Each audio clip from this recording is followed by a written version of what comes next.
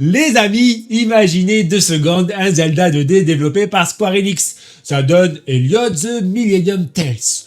Un jeu qui emprunte énormément à la formule de Nintendo, parfois même un peu trop. Mais est-ce qu'on tient ici une véritable pépite d'action-aventure ou simplement une copie sans âme? La réponse dans mon test tout de suite, allons, partons ensemble dans Elliot the Millennium Tales.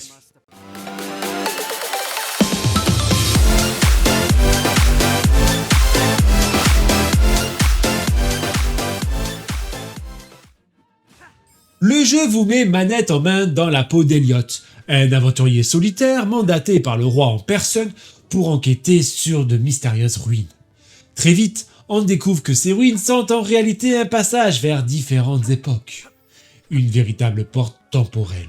Voilà donc Elliot, lancé dans un voyage à travers le temps afin de sauver le royaume d'un mal ancien, réveillé par la haine et la soif de pouvoir d'un personnage. Et je dois le dire tout de suite, le jeu a été développé par l'équipe derrière Bravely Default. Et cela se ressent énormément.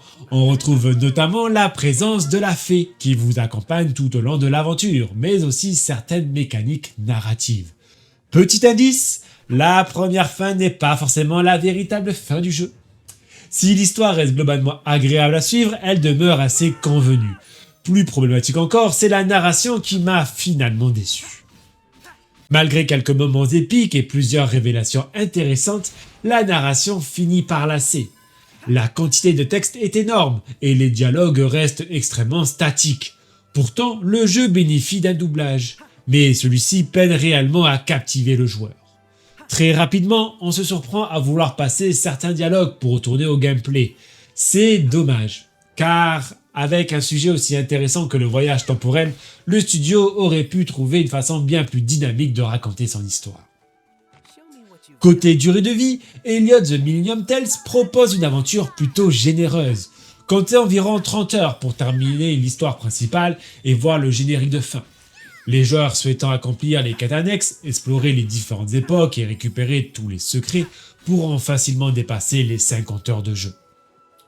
En difficulté normale, le jeu ne vous mettra que rarement en difficulté durant l'aventure principale. Les combats restent accessibles et les mécaniques sont rapidement assimilées. En revanche, certains boss optionnels peuvent représenter un véritable défi, notamment lorsque l'écran se retrouve saturé d'effets visuels et d'attaques à esquiver simultanément. Nous arrivons sur l'un des plus gros défauts du jeu. L'aventure nous fait voyager à travers 4 époques différentes, mais dans les faits, il s'agit quasiment toujours de la même carte.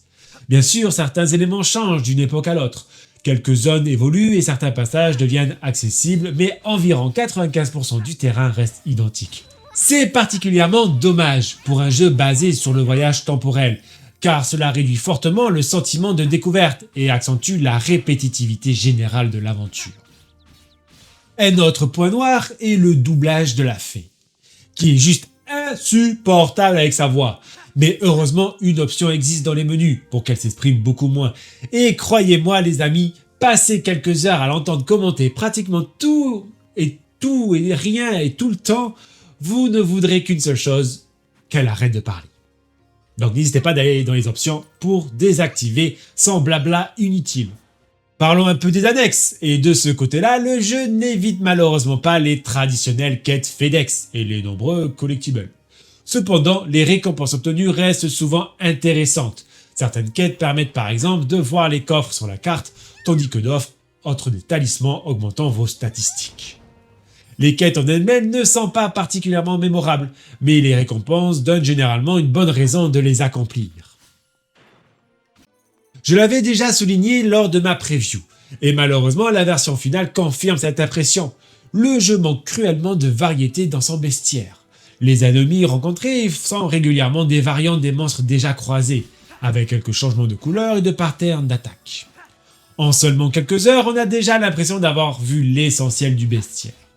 Heureusement, les boss relèvent largement le niveau. Leur chara-design est parfois tout simplement incroyable et démontre tout le savoir-faire du studio avec le moteur HD 2D. Chaque boss majeur ou optionnel devient alors un véritable spectacle visuel. Parlons à présent de la partie technique. Sur Switch 2 en mode docké, Elliot The Millennium Tales vise les 60 images par seconde avec une résolution proche de 1080p dynamique. En mode portable, la résolution oscille davantage entre 720p et 900p dynamique afin de maintenir une fluidité élevée. Globalement, le résultat reste agréable, mais j'ai tout de même rencontré plusieurs chutes de framerate assez brutales, notamment dans les zones très chargées en végétation ou en effets visuels. Pour le reste, il est assez difficile d'évaluer les aspects purement techniques du jeu. Avec son style HD 2D, les textures ou l'aliasing passent finalement au second plan, même si on peut apercevoir du sentiment par-ci et par-là. Pour la direction artistique, si vous aimez les séries Bravely Default, Octopath Traveler, ou plus globalement les productions H2 2D de Square Enix, alors Elliot devrait immédiatement attirer votre attention. Le studio maîtrise parfaitement cette direction artistique, qui mélange décors détaillés, effets de lumière réussis et personnages en pixel art. Visuellement, le jeu reste constamment agréable à regarder et certains panoramas sont, je dois le dire quand même pour le style, particulièrement réussis. Pour terminer, parlons du gameplay. Le jeu met à disposition un nombre relativement important d'armes afin de varier les approches au combat. Le problème, c'est qu'on utilise la majorité de ces armes assez rapidement, ce qui fait que le sentiment de découverte s'essouffle vite. Chaque arme peut être améliorée grâce à un système de gemmes à fabriquer reposant en partie sur l'aléatoire avec des chances d'obtention variables. Au cours de l'aventure, la fée qui accompagne Elliot rejoint également le gameplay. Elle peut être dirigée directement avec le joystick droit ou recevoir différents ordres. Sur le papier, l'idée est excellente. Dans les faits, son intelligence artificielle se relève assez limitée et le contrôle soi-même devient souvent indispensable pour être pleinement efficace. Le jeu propose également plusieurs énigmes réparties tout au long de l'aventure. Elles ne sont jamais particulièrement difficiles, mais demandent parfois un minimum de réflexion. Certaines sont bien pensées, d'autres beaucoup plus simples, mais elles contribuent à casser le rythme des combats. Mon principal reproche concernant finalement le rythme d'introduction des nouvelles mécaniques. Le jeu ne les distribue pas progressivement. Au contraire, il passe parfois plusieurs heures sans apporter de nouveautés, puis débloque soudain plusieurs fonctionnalités d'un seul coup. Résultat, on se fait rapidement le tour de la boucle de gameplay, ce qui renforce encore cette impression de répétitivité qui accompagne l'aventure jusqu'à son terme.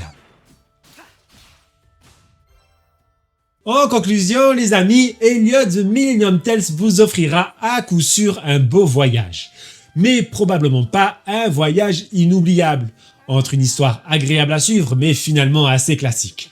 Des rebondissements qui rappellent fortement la construction narrative de Bravely Default, et une narration qui finit par lasser. À cause de son rythme et de ses nombreux dialogues, le jeu peine à maintenir l'intérêt sur toute sa durée. Pourtant, tout n'est pas à jeter, non. Sa durée de vie est généreuse, sa direction artistique HD 2D est toujours aussi séduisante, et techniquement, le titre s'en sort plutôt bien sur Switch 2, malgré quelques baisses de framerate occasionnelles. Malheureusement, un level design particulièrement pauvre, basé sur la réutilisation des mêmes zones à travers les différentes époques, un contenu annexe très classique et surtout un gameplay qui montre rapidement ses limites à cause de sa répétitivité, empêche Elliot, au final, de rejoindre les références du genre. Au final, on passe un bon moment en compagnie d'Elliot, mais l'aventure laisse également un sentiment de potentiel inexploité.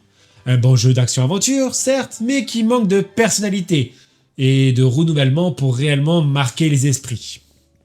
Voilà les amis ce que je pouvais vous dire sur Elliot The Millennium Tales. Si le test vous a plu, n'hésitez pas à laisser un petit pouce bleu, à partager la vidéo et à vous abonner à la chaîne. Pensez également à activer la cloche pour ne manquer aucune de mes prochaines vidéos. Prenez soin de vous et bon jeu à tous et à très bientôt pour un nouveau test sur cette chaîne.